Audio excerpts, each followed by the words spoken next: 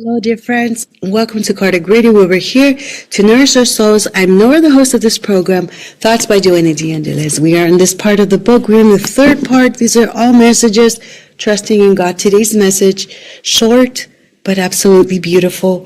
So, friends, let us think about this. Some books entertain, some inform, some transform. And those books, we know them as the gospel of Jesus. It's more than pages and words. We know it's that living vibration that speaks directly to our soul, friends. So the message in this book by Divaldo and Joanna say, the gospel of Jesus is a unique literary work replete with precious lessons which become increasingly useful to all those who come in contact with them. So, in other words, every time we open the gospel, it feels new because we are new. Friends, its messages don't change, but our understanding deepens as we grow. So as times of sorrow, it comforts. At times of confusion, it clarifies. And at times of peace, it calls us to service and gratitude. The gospel is more than text. It is a dialogue between heaven and the heart, so to speak, metaphorically, friends. The more we live in the teachings of the gospel, the more that the gospel lives within us. So that's such a beautiful thought. We know the whole book, The Gospel According to Spiritism, has a plethora of teachings for us, right?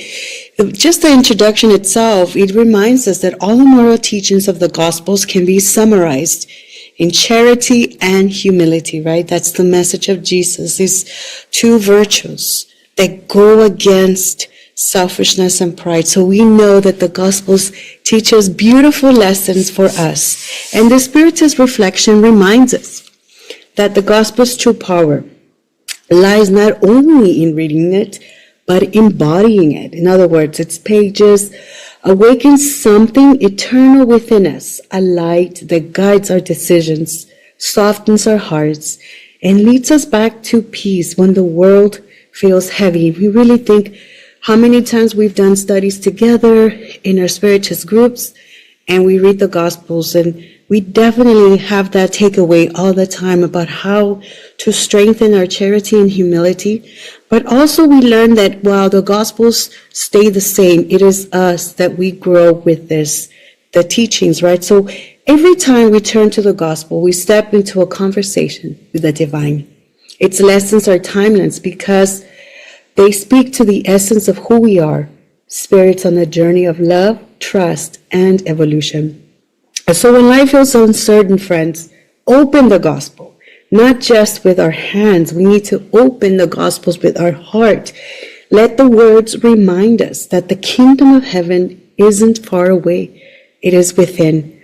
So in the closing thought, the gospel is not an ancient relic, friends. It's actually a living breath of God, still whispering across centuries, calling each of us to trust, to love, and to awaken. And each time we read it, we're not revisiting the past, friends. We're meeting with eternity and on. So what a beautiful message. That is a message for the week. Let us keep ourselves in this vibration with Jesus, the Gospels, in love and humility and charity. And let us put our seeds and do our parts to elevate the frequency, friends. Until next week, same place, same time. And let us remember that we are loved. Bye, friends.